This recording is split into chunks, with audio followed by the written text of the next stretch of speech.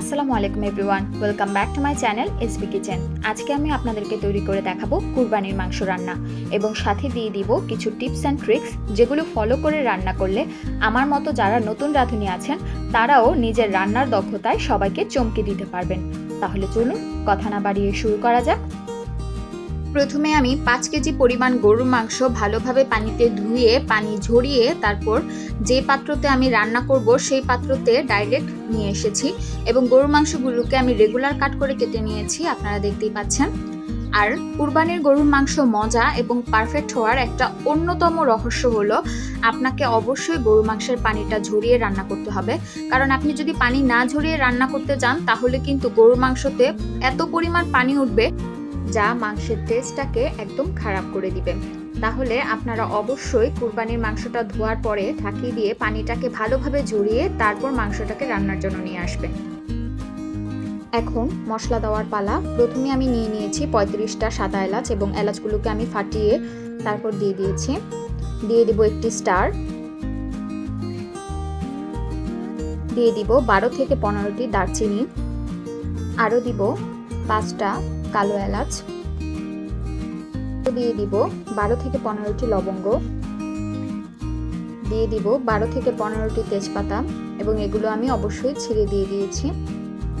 তারপর দিয়ে দিব 1 চা চামচের মতো কাবাব চিনি, কাবাব চিনিটা দিলে ফ্লেভারটা ভালো হবে। আরও দিয়ে দিব 1 টেবিল চামচের মতো কালো গোলমরিচ।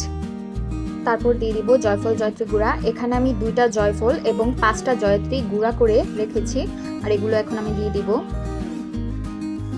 দিয়ে দিব 4 চা চামচ হলুদের গুঁড়া, দিয়ে দিব 6 চা চামচ ধনিয়া গুঁড়া,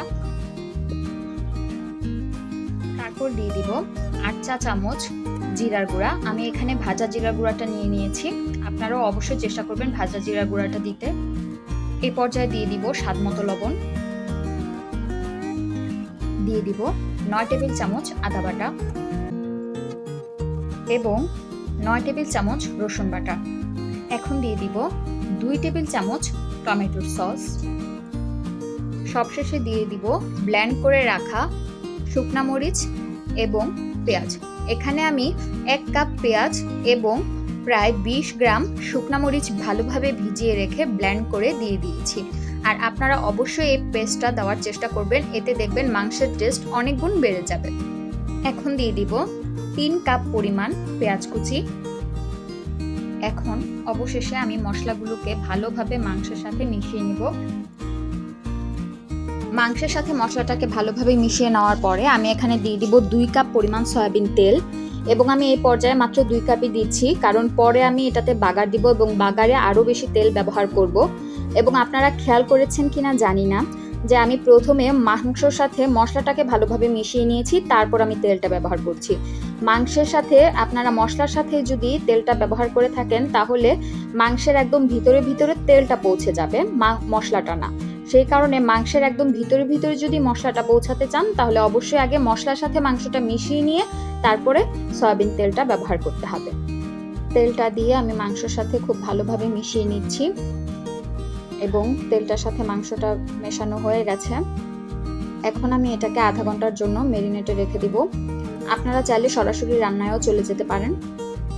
আধা ঘন্টা পরে আমি এটাকে চুলায় বসিয়ে দিলাম একটি ঢাকনা সহকারে এবং চুলার আগুনটা কিন্তু এই পর্যায়ে একদম হাই হিটই থাকবে এবং অপেক্ষা করব যতক্ষণ না পর্যন্ত মাংসটা থেকে পানি উঠে আসছে এবং বলক চলে আসছে।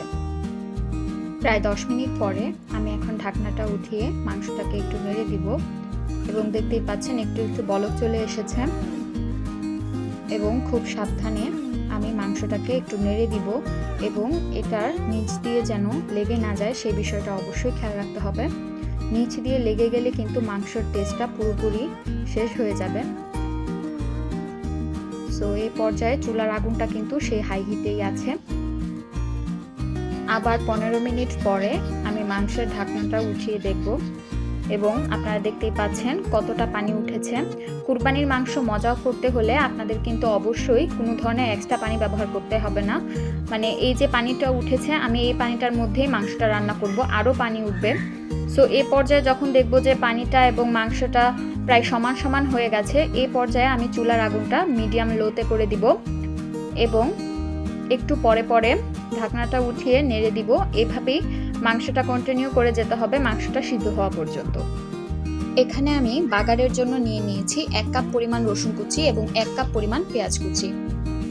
চুলায় একটি প্যান বসিয়ে দিয়ে সেটিকে গরম করে তার মধ্যে দিয়ে দিলাম 1.25 কাপ পরিমাণ সয়াবিন তেল এবং তেলটা গরম হওয়ার পরে এর মধ্যে দিয়ে দিব সেই পেঁয়াজ এবং রসুন কুচিটা এবং চুলার আগুনটা কিন্তু এই পর্যায়ে মিডিয়াম আছে এবং এগুলোকে নেড়ে চেড়ে একদম ব্রাউন কালার করে ফেলতে হবে।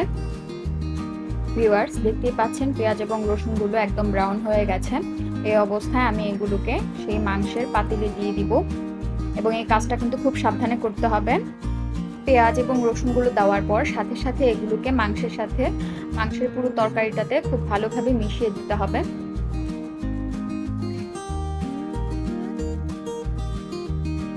এই পর্যায়ে মাংসটাকে আমি আরো 10 মিনিট রান্না করব। 10 মিনিট পর আমি ঢাকনাটা উঠিয়ে একটু মাংসটাকে নেড়ে দিব এবং আপনারা দেখতে পাচ্ছেন মাংসটা প্রায় হয়ে গেছে। এই অবস্থায় আমি দিয়ে দিব কিছু কাঁচামরিচ। কাঁচামরিচগুলোকে আমি আস্তই ব্যবহার করছি ফ্লেভারটা ভালো হওয়ার জন্য। তো কাঁচামরিচগুলো দিয়ে দিলাম এবং কাঁচামরিচগুলোকে ভালোভাবে তরকারিটার সাথে মিশিয়ে নিব।